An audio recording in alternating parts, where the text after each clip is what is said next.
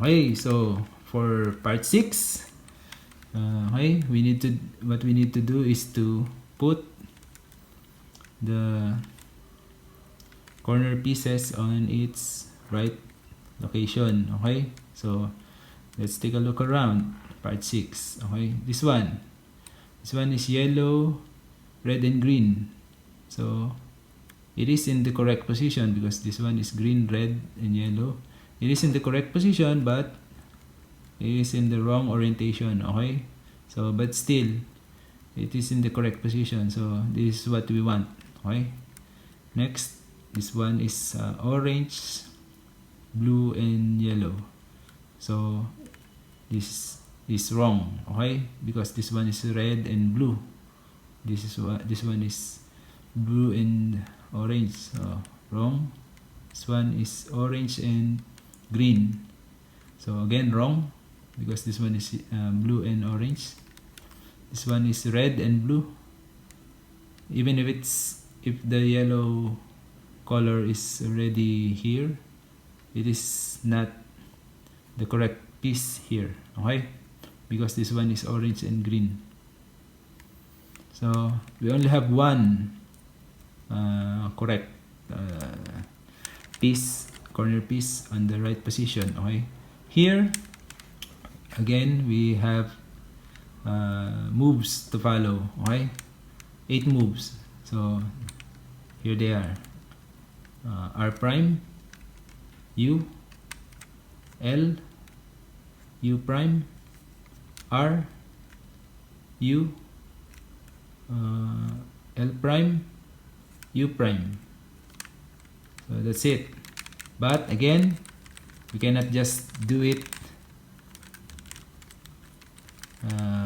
anywhere we want. Okay, we need to hold the cube on the right position. So like this, we cannot just move it around. Okay, this top, because the edges are already in the correct position. So what we need to do is just rotate the whole cube. Okay, so that the correct corner piece will be on the upper left. Okay, or the back left. This one, what's this? Green, red and yellow. Okay, in the upper left or back left. Okay, back left. Okay, the farther end left side. Okay, so if it's already there, then let's do the moves. Okay, so R prime, U, L, U prime, R, U, L prime, U prime.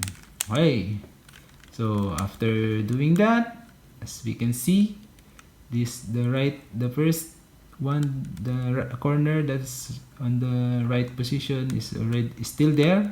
Okay, disoriented still, and then the other pieces are already in the correct position, and we're lucky that we already got these two in the correct position and correct orientation. Okay, wow. So this one orange, green, yellow. This one orange, blue, yellow, and this one is blue, red and yellow, and this one. Okay, so yeah, that's part 6. Okay.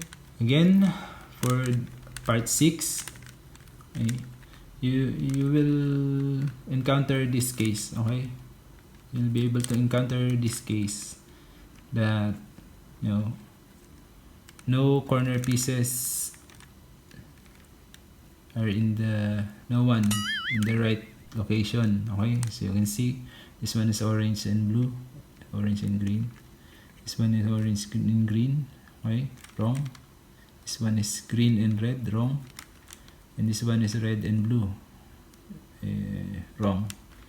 So if you find a case like this, just perform the steps. Okay, so that it will be shuffled. Okay, so let's do it.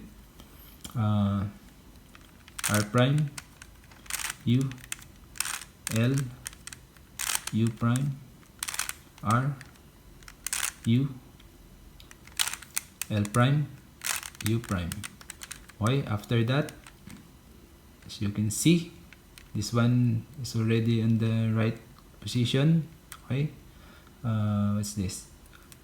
Red and blue. Okay, red, blue, and green, and yellow.